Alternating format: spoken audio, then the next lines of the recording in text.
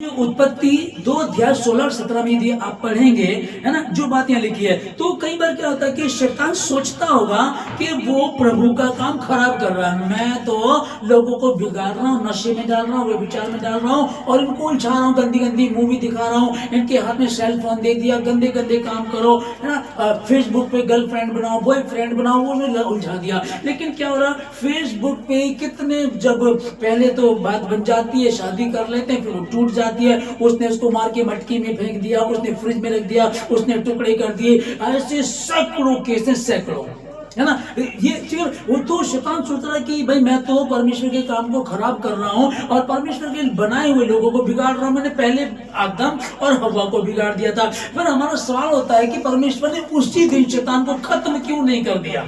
Okay, तो आगे चल करके हम देखते हैं कि जब हमें कहीं से मार्ग नजर नहीं आता, आप लोग यहाँ बैठे हैं कि भैया हम श्रापित थे, मेरे साथ दुष्ट आत्मा थी, मेरे साथ ये प्रॉब्लम थी, मेरी बीमारी थी, मेरा कैंसर था, लेकिन जब हम यीशु मसीह के पास आए तो हम चंगे हो गए। शैतान ने लोगों को परेशान किया, लोग परेशान हुए और उन्होंने समाधान ढूंढा, कहीं नहीं मिला। ना ज्योतिषी कर सके, ना टोटका करने वाले, ना जादू मंत्र करने वाले ठीक कर सके, ना डॉक्टर ठीक कर सका। तब वो यीशु मसीह के पास आकर यहाँ करके वो चंगे हो जाते हैं। तब वो वापिस जहां से आदम हवा को बहकाया था, पाप आया था, उसी से घूम करके जब यीशु मसीह आया तो यीशु मसीह पर विश्वास किया। वो बालक राजा जो पैदा हुआ उसके समीप उसके चरणों में आए, तब उन्होंने सत्य को जना स्वतंत्र हो गए। वो अंदर से और बाहर से दोनों रीति से स्वच्छ हो गए।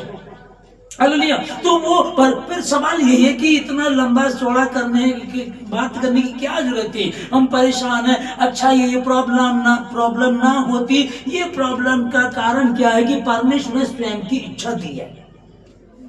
परमेश्वर ने कहा था आदम से कि देख भाई, भले और बुरे के ज्ञान का वृक्ष है वाटिका के बीचों बीच। उसने ये नहीं कहा था कि वो वाला पेड़ है, ये नहीं कहा था, वाटिका के बीचों बीच है, उसका फल कभी मत खाना, जिस दिन खाएगा उस दिन निश्चय मर जाएगा। कह दिया ना। जब समझ में आ गया ना, समझ में आ गया, यूवी को हम कह रहे हैं, हम राहेल को बोल रहे बेटा ऐसा नहीं करना है, जिस दिन ये गलती करोगे तो इसका तुम्हें ये खामियाजा भरना पड़ेगा। तो निश्चय उस दिन, जब परमेश्वर कह निश्चय, इसमें कोई क्वेश्चन मार्क नहीं लिखा है कि निश्चय उसी दिन मर जाएगा। लिखा जिस दिन खाओगे। इसका मतलब क्या कहा उसने? मत खाना, लेकिन अगर खाओगे तो ये होगा। स्वयं की इच्छा दी है ना, तो वो बिल्कुल कह सकते, ये नहीं कह सकते आप अपने यूवी को जन्म दिया अपने बेटे को और बार बार ये फ्रिज खोले, एक फ्रिज मत खोल, ये बाहर जा, ये बाहर मत जा, ये साइकिल उठा के, ये साइकिल मत उठा, ये अंदर जा, ये मत कर। यार ये मेरी माँ है, मेरे बाप है, कसाई है, ये मैं इनका बेटा हूं कि इनका क्या हूं, मैं नौकर हूं, मैं क्या जिंदगी है ये? होता ना, होगा नहीं ऐसा? परमेश्वर ने कहा कि बेखट के तुम वाटिका के वृक्ष, सब वृक्षों का फल खा सकते हो, लेकिन उसका फल कभी भी मत खाना।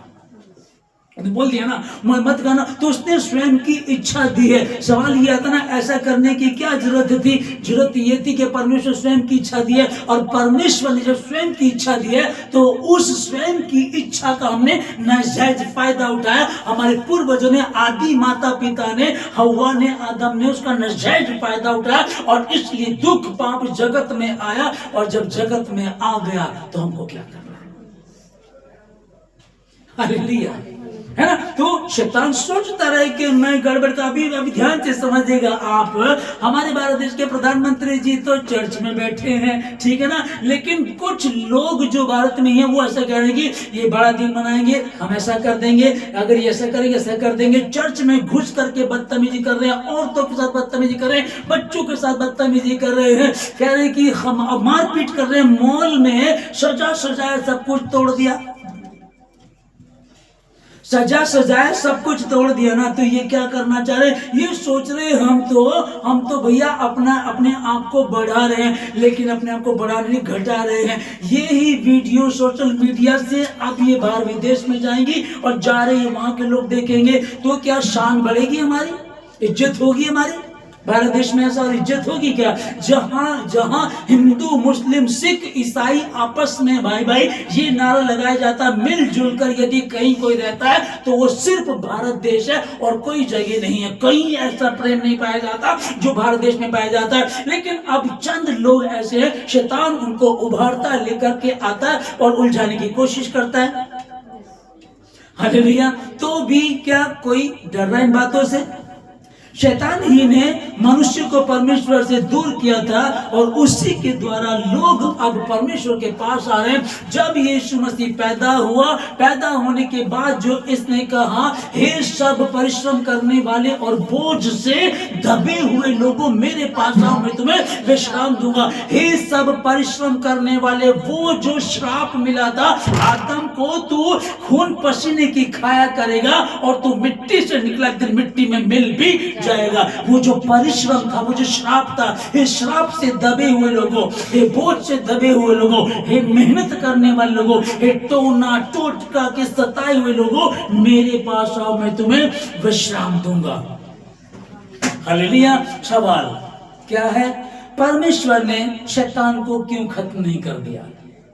फिर दूसरा सवाल लोगों का, यीशु मसीह का आने का क्या कारण है? कारण ये है कि वो उद्धार करता है। अगर वो नहीं आता तो मैं और आप, हमारा जो है, हमने सत्य को जाना, हम स्वतंत्र हो गए। धरती पर कुछ पल की दिक्कतें परेशानी हो सकती है, लेकिन जब नया समय नया जीवन होगा फिर वहां कोई घटी नहीं होगी। और यहाँ भी वो कह रहा है कि मैं तुम्हें 100 गुना आशीष दूंगा, मैं तुझे तमाम तेरी जरूरतों को पूरा करूंगा। और ये पास्टर अशोक नहीं बोल रहे हैं कि परिश्रम करने वाली बहन मेरे पास आ, है ना, दुख से भरे भाइयों लोगों मेरे पास। मैं नहीं कह रहा हूं ये परमेश्वर ने कहा, हे सब परिश्रम करने वाले और बोझ से दबे हुए लोगों मेरे पास आओ, मैं तुम्हें विश्राम दूंगा, मैं विश्राम दूंगा। जितनों ने उसे ग्रहण किया, उस यीशु मसीह ने उन सबों को परमेश्वर की संतान होने का अधिकार दिया। अब जो मसीह में वो नई सृष्टि, पुरानी बातें बीत गई हैं, देखो नई बातें आ गई हैं। हालेलुया। सब ने पाप किया और परमेश्वर की महिमा से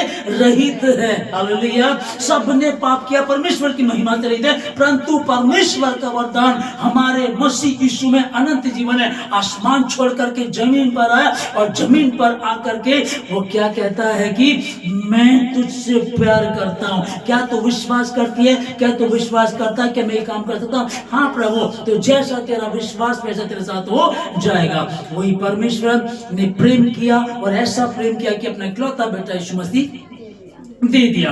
वो जो चरनी में पैदा हुआ, उसे ज्योतिषी लोग ढूंढ रहे थे तारे के अनुसार, अपनी पुस्तक के अनुसार। पुस्तक में लिखा हुआ कैसे पैदा हुआ, ऐसे ऐसे पैदा होना। वो कहाँ पैदा हुआ है, हम उसे देखने आए हैं, हम उसे दंडवत करने आए हैं। राजा ने कहा मैं भी आऊंगा, मुझे बताना।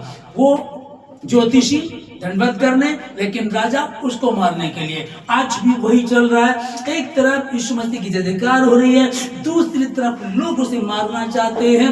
यदि परमेश्वर हमारे पक्ष में है तो हमारा विरोधी, आमीन, है ना। यदि परमेश्वर हमारे पक्ष में तो हमारा विरोधी कौन होता? इसलिए डरने की जरूरत नहीं है। आप सच्चे हैं, सत्य पर चल रहे हैं, ध्यान इसी में है। हालेलुया। प्रार्थना करेंगे। सर्वशक्तिमान परमेश्वर आपका धन्यवाद देता पिताजी सारी बातों के लिए, आपकी सुबह के सुंदर समय के लिए, जो भेद की बातें परमेश्वर आपने की। परमेश्वर मुश्किल धन्यवाद देता हूं। सबको आशीषित करें, अपनी योजना को उनके जीवन से पूरा करें, हर बुराई से बचाए, किसी परीक्षा में पड़ने दें। प्रार्थना करते हैं परमेश्वर उन अजीब लोगों के लिए खुदावन, जो एक तरफ तो कहते हैं कि हम धर्म की रक्षा कर रहे हैं, परंतु दूसरी तरफ दूसरे धर्म का अपमान कर रहे हैं, उनके लिए प्रार्थना करते हैं। प्रभु जी, पौलुस भी ऐसे किया करता था, लेकिन एक दिन उसका जीवन बदला और वो पौलुस से शाऊल से पौलुस बन गया। शाऊल उसका नाम था। जब परमेश्वर आपसे उसका आमना सामना हुआ परमेश्वर, तो उसका जीवन बदल गया। सब कुछ छोड़ करके आपके पीछे चल दिया। उस समय का करोड़पति व्यक्ति तंबू सिलने का काम करता है, अतिथि सत्कार करता है, परमेश्वर के लिए कहता है कि मैं मसीह में हर अच्छी वस्तु को मसीह के कारण कूड़ा समझता हूं। मेरे लिए जीना तो मसीह और मरना मेरे लाभ है। प्रभु हो नहीं पाए खुदावंद उन लोगों के लिए जितने में भी परमेश्वर विरोध कर रहे हैं। विरोध को होना जरूरी है, होगा होगा, अच्छी बात है। प्रभु का धन्यवाद देते हैं खुदा, क्योंकि आपके वचन में लिखा है सत्य को दबाया कोशिश की जाती है दबाने की, लेकिन दबा नहीं सकते। कुछ लोग कोशिश कर रहे हैं, परंतु सत्य बढ़ता जा रहा, पनपता जा रहा। खुदावन मैं आपका धन्यवाद देता हूँ। हमारे भारत देश में एक ऐसे ही साधु सुंदर सिंह जी जो विरोध करते थे, मसीह लोगों के ऊपर गोबर फेंका करते थे, पवित्र शास्त्र बाइबल को जला दिया करते थे, उनका जीवन बदला और वो सब कुछ छोड़ करके आपके काम को करने के लिए निकल गए, आपका शुभ समाचार प्रचार करने के लिए निकल गए। इस भारत देश की भूमि ने हमें एक ऐसा भी मनुष्य दिया जिसको हम साधु सुंदर सिंह जी कहते हैं, और वो जो विरोधी थे बाद में वो इसी पुस्तक का विरोध करते थे और बाद में इसी को प्रचार करने लगे। जितने विरोधी हैं उन सबों के लिए प्रार्थना करते परमेश्वर उनका जीवन बदले प्रभु जी, वो भी सत्य को जाने, स्वतंत्र हो जाए। तेरे नाम की महिमा, तेरी स्तुति हो परमेश्वर। अपनी योजना परमेश्वर हम सब के जीवन से पूरा करें। आज के लिए धन्यवाद देते हैं, आज की सुबह के लिए 2025 का आखिरी संडे प्रभु जी, आज के लिए धन्यवाद देते हैं। हम जब नए वर्ष में प्रवेश करते हैं परमेश्वर, बड़ी ताजगी के साथ, बड़ी जय जयकार करते हुए, परमेश्वर की महिमा करते हुए परमेश्वर प्रवेश करेंगे खुदावन। और जो इस समय इस वर्ष में कुछ कमी रह गई तो शुरू में ही यीशु मसीह के नाम में पूरी इन सबों को मैं आशीष देता हूँ। परमेश्वर अपनी योजनाओं को इनके जीवन से पूरा करे, हर बुराई से बचाए, किसी परीक्षा में पड़ने दे। आपकी इच्छा जैसे आसमान में पूरी थी जमीन पर, इन सबों के जीवन से धन्यवाद देते सारी बातों के लिए।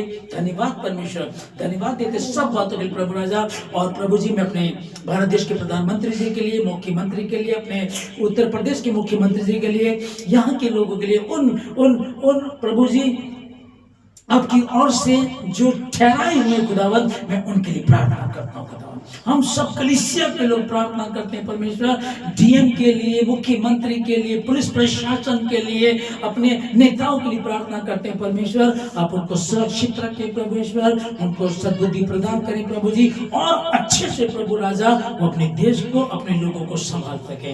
तेरी महिमा, तेरे वचन को आदर मिले। तेरी इच्छा जैसे आसमान में पूरी जमीन पर प्रभु जी, मेरे जीवन से, मेरे परिवार से, मेरी कलीसिया से, मेरे भारत देश से हो जाए प्रभु। धन्यवाद देते सब बातों के लिए प्रार्थना यीशु मसीह के नाम से मांगते हैं, आमीन।